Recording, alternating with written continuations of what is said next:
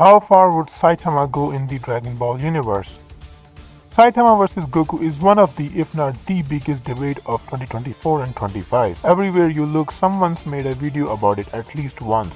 Some say Saitama wins while the others say Goku wins. But honestly, we are not doing that. Instead of arguing who wins in a 1v1 fight, let's focus on how far would Saitama actually get in the Dragon Ball universe. Will he solo the entire verse or will he hit a wall early on? Starting off with Saitama, he is described as an end series protagonist placed at the very start of the story.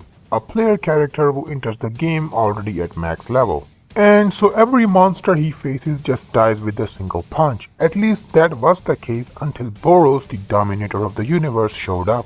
A being similar to Saitama who has been bored out of being too strong, arriving on Earth to seek over the opponent, which leads us to the fight between the strongest versus the strongest. A statement made while Tatsumaki was present there. The same Tatsumaki who can easily deflect the energy beam of Saikorochi, which can cut through the Earth, a feat calculated around large planet level. And we already know that an early post-training Saitama was stated by Tatsumaki as someone who is more powerful than her psychic abilities. This would easily put Boros in just his release state at large planet level, considering even Saitama states that he's strong after just the first clash with Boros. Then there is Meteoric Burst state, which is on a whole other level, from which Saitama after being kicked to the moon monologues that this is almost a real fight. And Boros later uses the collapsing star roaring cannon, which is stated to be capable of obliterating a star. Which no, it's not a mistranslation, as the kanji Hoshi naturally is used to describe a star. But if you still insist it's not, Boros is already described to be a planet buster within the same scan on the previous page. And considering he skills above a large planet level Tatsumaki, it won't be a stretch to say that his collapsing star roaring cannon is star level, which Saitama was forced.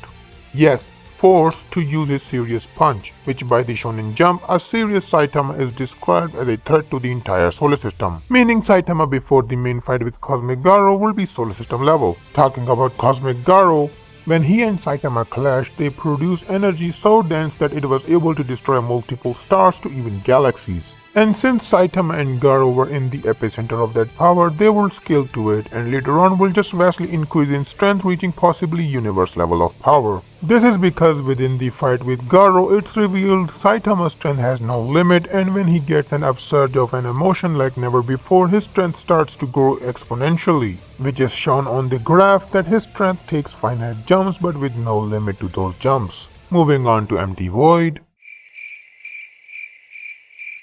Okay, seriously, he doesn't have anything great in the retcon chapters, aside from retaining his dimensional slash, which are 4D attacks. Saitama in the pre-retcon chapters can easily stop them, and I think he should be able to stop them even in the retcon story, as the retcon chapters only change the story or plot, but not the abilities of a character. This has been done with Phoenix Man and Orochi, so it won't be a stretch to assume Void's dimensional slash are still 4D, which by proxy will make Saitama Universal Plus. As for speed, Saitama at the end of the fight with Cosmic Garo will be thousands if not millions of times faster than light. Considering Monster Garo, a much slower version than his cosmic counterpart, was already 4 times faster than light. Yes, I am aware of his reversal of causality punch, but that doesn't give him immeasurable speed, as it's more of a time travel ability, which at the end Saitama has completely forgot about. In conclusion, Saitama will be universe to universal plus with massively faster than light plus speed.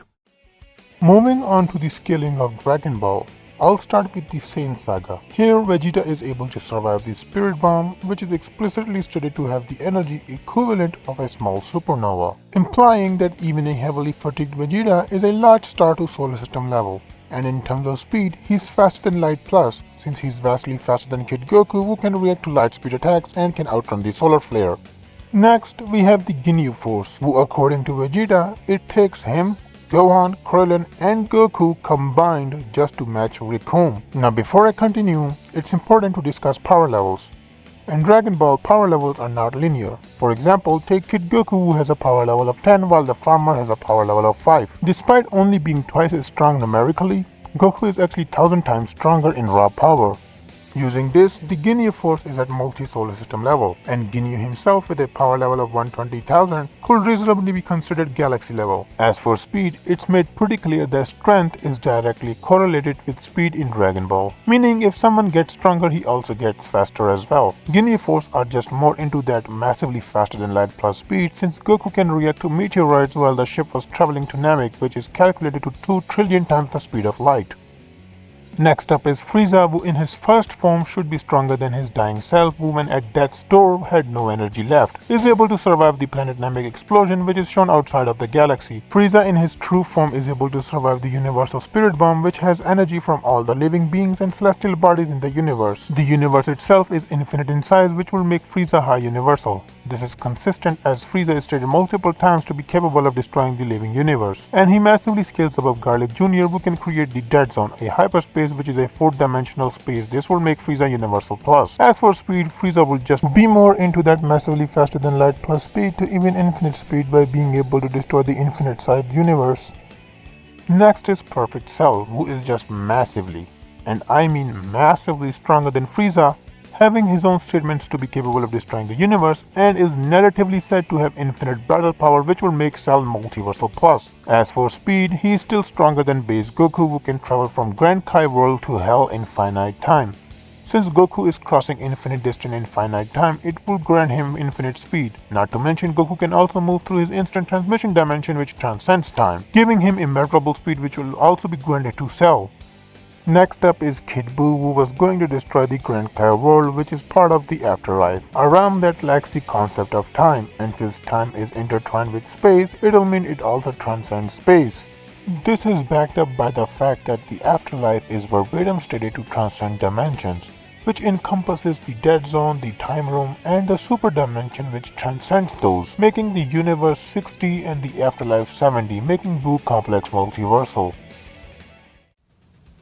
Based on the scaling I've laid out, I think it's very clear that Saitama stops at Cell. Many of you might ask that Frieza has similar scaling to Saitama, and he also has additional abilities that could help him defeat Saitama. However, the issue is that Saitama's strength increases without any limit. In other words, if the two were to clash, Saitama would eventually outscale Frieza through his growth. Now the reason Saitama stops at Cell is because Cell is infinitely stronger. Saitama can grow in strength without any limit, but his growth has finite jumps. In other words, he will need an infinite amount of time to actually match Cell. Kid Buu is already overkill, and bringing Super into the discussion is just simply unfair. In conclusion, Saitama stops at Cell. Thanks for watching the video, guys. I hope you all enjoyed this video, so be sure to like and subscribe for more matchups like these.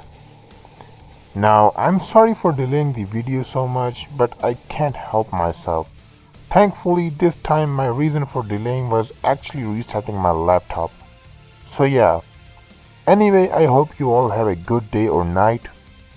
See you around on the next video.